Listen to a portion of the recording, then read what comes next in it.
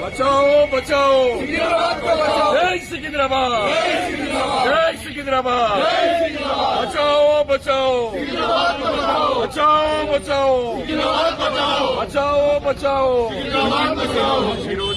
సికింద్రాబాద్ అస్తిత్వాన్ని దెబ్బతీసే విధంగా ఈ ప్రభుత్వం చేస్తున్న చర్యలన్నింటినీ ఖండిస్తూ శాంతి ర్యాలీ చేయాలంటే పొద్దున్న నుండి 144 శిక్షలు ఏదో కర్ఫ్యూ విధంగా ఏర్పాటు చేసి సికింద్రాబాద్ కి సానుభూతి చేసి ప్రతి ప్రజల్ని అరెస్ట్ చేయడం అనేది మంచి పద్ధతి కాదు. శాంతి ర్యాలీని కూడా చేయలేని పరిస్థితిలో రాష్ట్రం ఉండడం, మరీ ముఖ్యంగా చట్టనగరాలు ఉండడము ఇది బాధాకరమైన విషయము. నడి రోడ్డు పైన పొద్దున అత్యాచారంతో పట్టించుకోవాలి కానీ శాంతి ర్యాలీ అని సికింద్రాబాద్ అస్తిత్వం గురించి మేము పోరాడుతుంటే మాత్రము ఎక్కడికక్కడ అరెస్ట్ చేసి వేలాది మంది పోలీసులు ఎక్కడ క్రైమ్ జరిగినట్టు సిటీలో మా పైన పడడం తప్పు. ఇది ఆగదు. ఇప్పుడే కేటీఆర్ గారు శ్రీనివాస్ యాదవ్ గారు పిలిపించినారు. ఫిబ్రవరి మొదటి వారంలో పోలీస్ పర్మిషన్ తీసుకొని మరి తప్పకుండా మేము దీని శాంతి ర్యాలీ మళ్లీ నిర్వహిస్తాము. నిన్న కూడా పర్మిషన్ పెట్టి 5 రోజులైంది.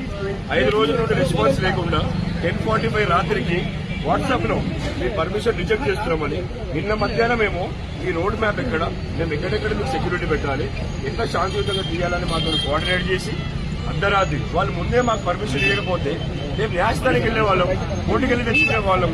ఇటువంటి పరిస్థితి రావడం సికింద్రాబాద్ ప్రజలకు నిజంగా దురదృష్టకరమైన విషయము. ఇది రెట్టింపు ఉత్సాహంతో వస్తారు ప్రజలు బయటికి. ఎందుకంటే అస్తిత్వ పోరాటం ఎప్పుడూ ఆపలేరు. తెలంగాణ ఉద్యమం అయితే ఎంతైతే వచ్చిందో సికింద్రాబాద్ ఉద్యమం కూడా అట్లాగే వస్తుంది. ఎందుకంటే ఎవరో ఒక్కరికి మేలు చేసే పని కాదు. 2 నగరాలంటే హైదరాబాద్, సికింద్రాబాద్. ఇటువంటి పరిస్థితులని తెలియకుండా వాళ్ళు